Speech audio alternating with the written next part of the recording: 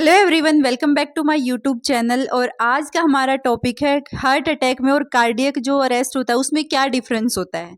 तो जैसे हमने पहले वाली वीडियो में बात की थी कि जो हार्ट अटैक होता है वो किस वजह से होता है, क्योंकि ब्लॉकेज हो जाती है। वहीं पे हम बात करने वाले हैं कि अब कार्डियक अरेस्ट क्या होता है। तो देखो, हमारा जो हार्ट होता है उसमें दो तीन तरह की चीज़ें होती है, दो तीन तरीके से प्रॉब्लम आ सकती हैं। एक तो आपको हो सकता है हार्ट अटैक, आपको जो दिल का दौरा है वो हो सकता है। उसके होने का जो मेन रीज़न है वो हमारी कोरोनरी आर्टरीज होती हैं। अब जो कोरोनरी आर्टरीज होती हैं वो क्या करती हैं, वो हमारे ऑक्सीजनेटेड जो रिच ब्लड होता है उसको हार्ट की मसल तक सप्लाई करती हैं। अगर वो ही हमारी काम करनी बंद कर देंगी तो ऑक्सीजनेटेड जो रिच ब्लड है उसको हमारे हार्ट की मसल्स तक लेके कौन जाएगा। वो काम करना बंद कब कर सकती हैं, जब हमारी जो आर्टरीज होती हैं उनमें किसी वजह से ब्लॉकेज हो जाए। अब वो ब्लॉकेज कैसे हो जाएगी, तो जो हमारी कोरोनरी आर्टरीज होती हैं उनमें कुछ ऐसा कोलेस्ट्रॉल वाला सब्सटेंस जिसको हम बोलते हैं प्लेग। यानी कि प्लेग क्या होता है, प्लेग होता है कोलेस्ट्रॉल का डिपोजिशन हो जाना। जब कोलेस्ट्रॉल और दूसरे जो टॉक्सिक कंपोनेंट्स होते हैं वो एक जगह पे डिपॉजिट हो जाते हैं तो वो कर लेते हैं प्लेग की फॉर्मेशन। और प्लेग क्या करता है, जैसे आपका पानी वाला पाइप कई बार उसमें ब्लॉकेज आ जाती है किसी वजह से, डस्ट पार्टिकल्स की वजह से, उसी तरीके से हमारी जो हार्ट की आर्टरीज होती है कोरोनरी आर्टरीज उसमें आ जाती है ब्लॉकेज। ब्लॉकेज होने से जो ब्लड का फ्लो है वो रुक जाता है, क्योंकि पाइप में भी अगर ब्लॉकेज आती है तो जो वाटर की फ्लो स्पीड है वो रुक जाती है किसी वजह से। तो उसको इसी तरीके से जो हमारा हार्ट है उसमें ब्लॉकेज आने पे जो ब्लड का फ्लो है वो रुक जाता है, जिसकी वजह से आ जाता है हार्ट अटैक। तो देखो, हार्ट अटैक आने से क्या हो जाती है, सर्कुलेशन की प्रॉब्लम हो जाती है। सर्कुलेशन की प्रॉब्लम कब होगी, जब जो आपकी जो ब्लॉकेज हो जाएगी तब आपको सर्कुलेशन की प्रॉब्लम हो सकती है। और सर्कुलेशन की प्रॉब्लम में ए ब्लॉकेज और narrowing of the coronary arteries, यानी कि ये कोरोनरी आर्टरीज जो हमारे हार्ट की मसल तक ब्लड को लेके जाती हैं वो क्या हो जाती हैं, वो ब्लॉकेज हो जाती है। उनमें जो फ्लो की अमाउंट है वो कम हो जाती है। सिम्टम्स की बात करें तो जो हमारे हार्ट अटैक के सिम्टम्स हैं वो कुछ घंटों के बाद दिखते हैं, या फिर थोड़ा टाइम पहले या फिर बाद में दिखते हैं। यानी कि उसमें हमारे पास टाइम रहता है क्योर करने के लिए, कोई भी टाइप का एक्शन लेने के लिए। तो इसकी सिम्टम्स की बात करें तो जो पेशेंट होते हैं उनको आता है चेस्ट पेन, उनको चेस्ट में पेन हो जाता है। फटीग, वीकनेस, बहुत ही उनको जो है वीकनेस सी महसूस होती है। पेन इन शोल्डर, और उसके कंधों में बहुत ज़ोर ज़ोर से दर्द होने लगता है।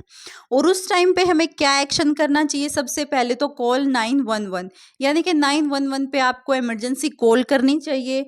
च्यू एंड स्वेलो एस्पिरिन, यानी कि जो एस्पिरिन की टैबलेट होती है, एस्पिरिन की टैबलेट उस समय चबाते रहना चाहिए।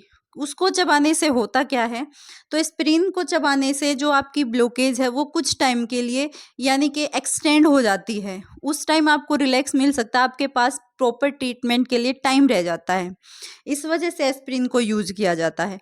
फिर नेक्स्ट बात करते हैं कार्डिक अरेस्ट क्या होता है। देखो, हार्ट अटैक में हमने पढ़ा था कि सिर्फ सर्कुलेशन प्रॉब्लम आती है और ब्लॉकेज हो जाती है। वहीं पे कार्डिक अरेस्ट में क्या होता है, जैसे हम लोगों ने सुना है कि जो हार्ट अटैक होता है उसकी 3 स्टेजेस होती हैं, फर्स्ट, सेकंड और थर्ड। जो थर्ड वाली मानी जाती है वो सबसे जो है डेंजरस मानी जाती है, उसको लास्ट स्टेज बोला जाता है। तो इसी तरीके से बहुत सारे सेलिब्रिटी हैं जिनको कार्डिक अरेस्ट आया, यानी कि हमने सुना था कि वो बिल्कुल ठीक थे, उनको हार्ट अटैक नहीं आया, उनको कार्डिक अरेस्ट आया। अब उस कार्डिक अरेस्ट में क्या होता है, देखो, इलेक्ट्रिक इम्पल्स प्रॉब्लम, यानी कि जो आपकी इम्पल्स होती हैं उनमें प्रॉब्लम आ जाती है। अगर उनमें प्रॉब्लम आती है तो जो हार्ट है वो बीट करना बंद कर देता है, जो हार्ट की पंपिंग है, जो हार्ट की बीटिंग है वो बंद हो जाती है। इसमें हमने पढ़ा था कि हार्ट तो बीट करता रहता है, सिर्फ ब्लॉकेज हो जाती है और जो ब्लड का फ्लो था वो रुक जाता है, पर बीटिंग होती है। इसमें इंसान के पास टाइम रहता है, इसमें 1 मिनट का भी टाइम नहीं होता। ये क्या हो जाता, बिल्कुल ही हार्ट बीट करना बंद कर देता। उसकी पल्स को चेक करने जाओ तो पल्स नहीं मिलती, ब्रीदिंग चेक करो तो ब्रीदिंग नहीं मिलती। यानी कि इसमें हमें लेस देन 1 मिनट का भी टाइम नहीं मिलता बिल्कुल। यहाँ हमारे पास टाइम होता है क्योर कराने के लिए, और यहाँ पे एक्शन भी ले सकते हैं जो एस्पिरिन है उसको चबाने के बाद। इसी तरीके से इसके सिम्टम्स की बात करें तो कोलैप्स और अनकॉन्शियस, यानी कि इसमें हो जाता है एकदम से अपचन महसूस होगा, सांसें नहीं आएंगी, and no breathing no pulse, नहीं तो पल्स आपको मिलेंगी और ना ही आपका ब्रीदिंग रेट, अगर ब्रीदिंग उसकी चेक करने जाओ तो सांसें नहीं मिलती, पल्स देखो तो पल्स नहीं मिलती। इसमें एक्शन लेना चाहिए, सेम कॉल 911, इमरजेंसी कॉल आपको लगानी चाहिए, एंड स्टार्ट CPR। ये जो CPR है ये बहुत ही कार्डिक अरेस्ट के लिए बहुत ही इम्पोर्टेंट तरीका माना जाता है CPR। इसमें पेशेंट की चेस्ट को कंटिन्यूअसली बहुत ज़ोर ज़ोर से दबाना पड़ता है ताकि उसको क्या मिल सके, उसको मिल सके इलेक्ट्रिकल इम्पल्स। तो ये था हमारा डिफरेंस दोनों में, हार्ट अटैक में और कार्डिक अरेस्ट में। तो फ्रेंड्स फिर से मैं एक बार रिपीट करा देती हूँ आपको कि हार्ट अटैक में सिर्फ ब्लॉकेज होती है, हार्ट पंप करता है, हार्ट बीट करता है, पेशेंट के पास टाइम होता है।